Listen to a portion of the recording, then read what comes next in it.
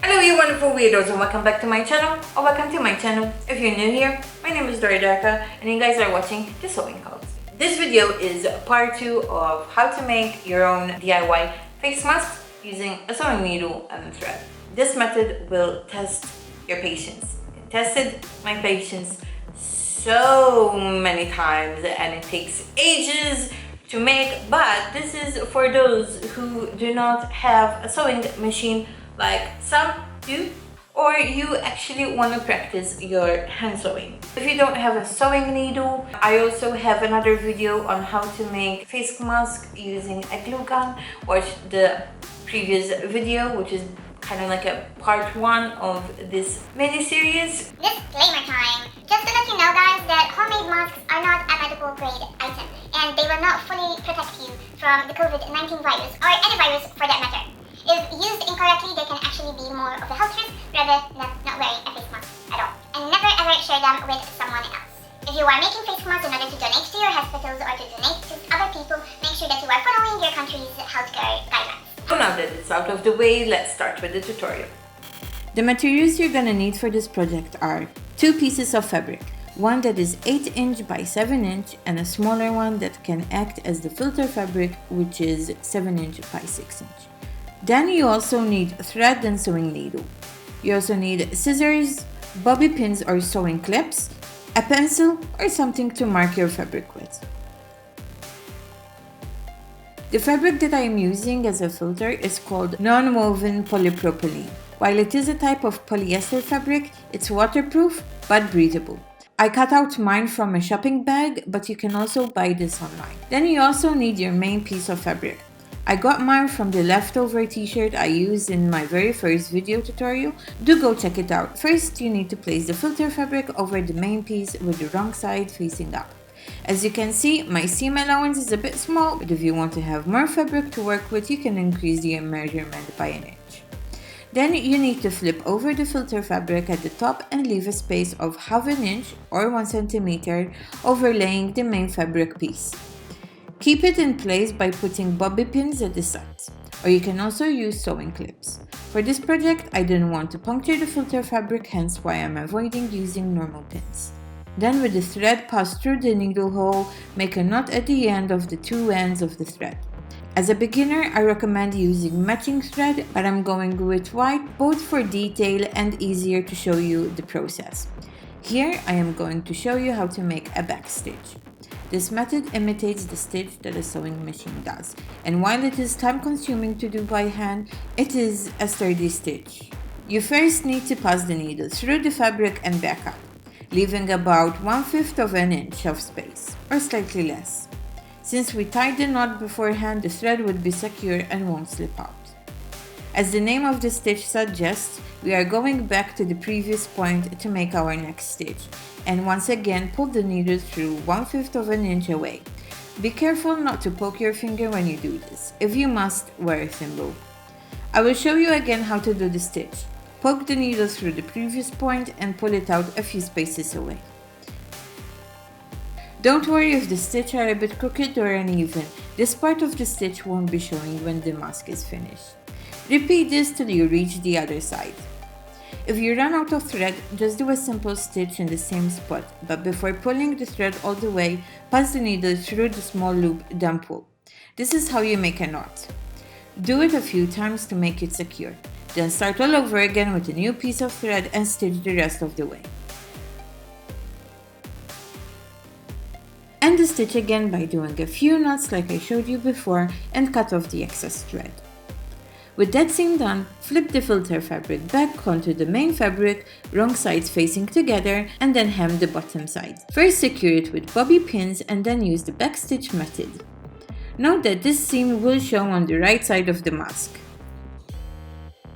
Now that the top and bottom are hemmed, I'm gonna show you a different and easier stitch to do for the sides. This is called the running stitch. It is not the most secure stitch, but if you lack patience or the item doesn't require sturdy stitching, you can use this one. You start out like before with the needle and thread, but instead going back on the stitch, you leave a bit of space forward. and pass the needle through the fabric again. And you do it over and over and over, hence the name the running stitch. Note, the smaller the spaces, the tighter the stitch, which makes the seam sturdier. This stitch gives a nice detail to the mask and looks good on both sides. It is quick to do and doesn't require a lot of thread like the backstitching does. So if you are unable to figure out the backstitching method, try this one instead. Then you have to mark a line half an inch away from the top edge. This line is going to help you keep a straight stitch as you make a seam, and inside this seam we are going to put a pipe cleaner. If you are not incorporating a pipe cleaner to adjust the mask on your nose, you can go ahead and skip this part. If you do make it, I recommend using a backstitch, but if you are using a running stitch, make sure the spaces are small or else the pipe cleaner might slip through the stitches. Once that's done, snip a small hole at the edge, making sure not to cut the thread, and place the pipe cleaner inside. If you are going to wash this mask, don't forget to remove the pipe cleaner beforehand. Now to form the mask. You need to make 3 folds. There is no mathematical way to do this, or at least I didn't bother with it, and it still turned out fine, so you don't need to fuss too much. So you need to pinch the fabric about an inch away from the top, then pinch and fold, and pinch and fold again until you have 3 pleats. Secure these pleats with bobby pins and adjust them if you must. Make sure that now the sides are about 3 inches.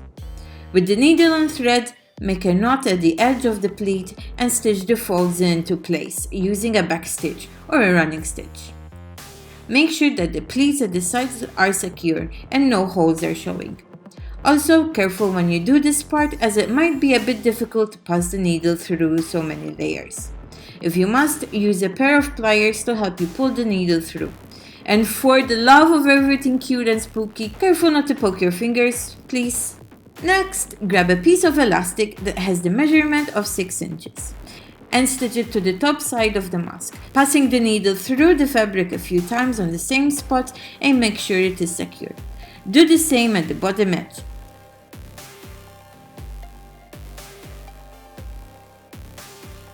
And then repeat this method with another piece of elastic on the other side of the mask.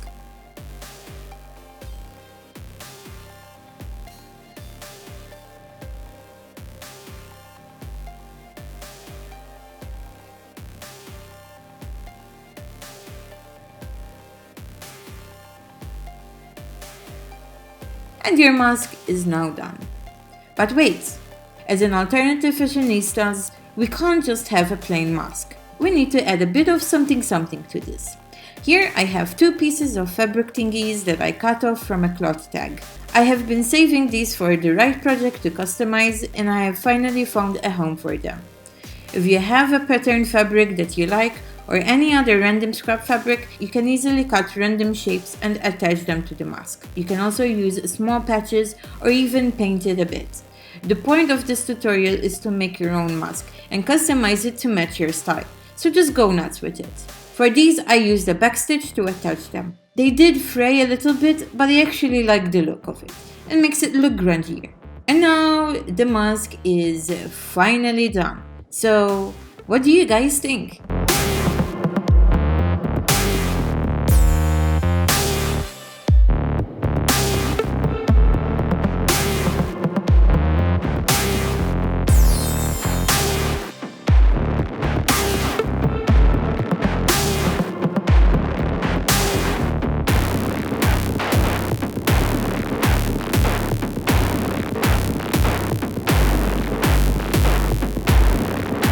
Thank you guys for watching, I really appreciate it. If you like this video, please hit the thumbs up button. Support this channel by hitting the subscribe button and hit the notification bell so you'll be notified when I'll be posting part 3 of this channel. Also watch part 1 as well, and guys, be safe, stay home. If you can't stay home for whatever reason, please be vigilant and stay weirdo and be yourself.